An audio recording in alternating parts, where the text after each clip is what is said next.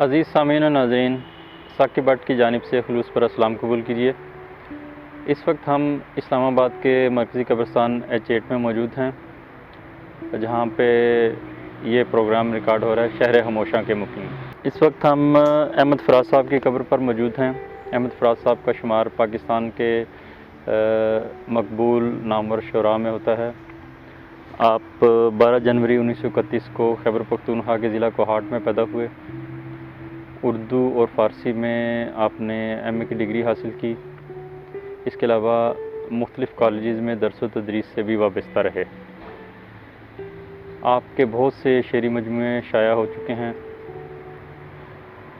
آپ ابھی بی اے میں تعلیم حاصل کر رہے تھے کہ اسی دوران آپ کا پہلا شعری مجموعہ تنہا تنہا کے عنوان سے شائع ہوا۔ تعلیم کے دوران ہی آپ نے ریڈیو پاکستان کے لیے مختلف فیچرز لکھنے کا بھی آغاز کیا۔ عزیز سامعین و ناظرین، اس وقت میرے پاس احمد فراز صاحب کی کلیات موجود ہے، شہر سخن آراستہ ہے کے عنوان سے۔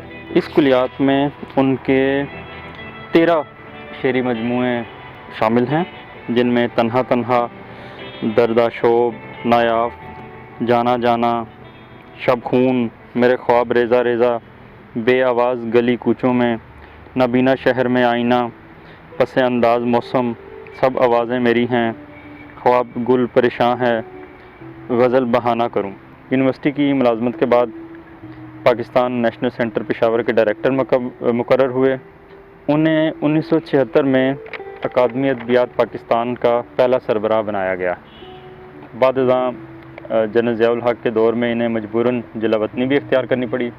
اکادمی ادبیات کے دوبارہ چیئرمین بنے، پھر 1991 سے 1993 تک لوک ورثہ اور 1993 سے 2006 تک نیشنل بک فاؤنڈیشن کے سربراہ بھی رہے۔ احمد فراز نے 25 اگست 2008 میں وفات پائی اور یہاں اسلام آباد کے H8 قبرستان میں دفن ہوئے۔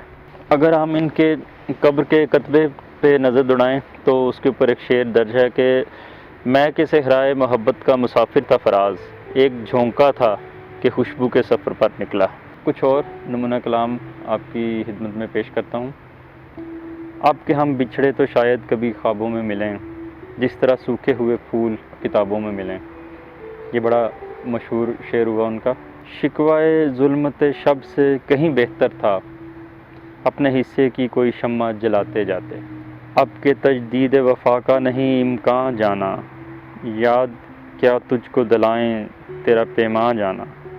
یوں ہی موسم کی ادا دیکھ کے یاد آیا ہے، کس قدر جلد بدل جاتے ہیں انسان جانا۔ اگر احباب احمد فراز صاحب کی قبر پر آنا چاہیں تو اس کے لیے آپ کو H8 کے مرکزی قبرستان کے گیٹ نمبر 4 سے داخل ہونا پڑے گا، اور دائیں ہاتھ جنازہ کا کے بالکل ساتھ ہی یہ قبر موجود ہے۔ جی تو ناظرین و سامعین، احمد فراز صاحب کی یوم پیدائش کے حوالے سے ہم ان کی قبر پر موجود تھے، آپ کو ہم نے ان کا مختصر تعارف بھی پیش کیا۔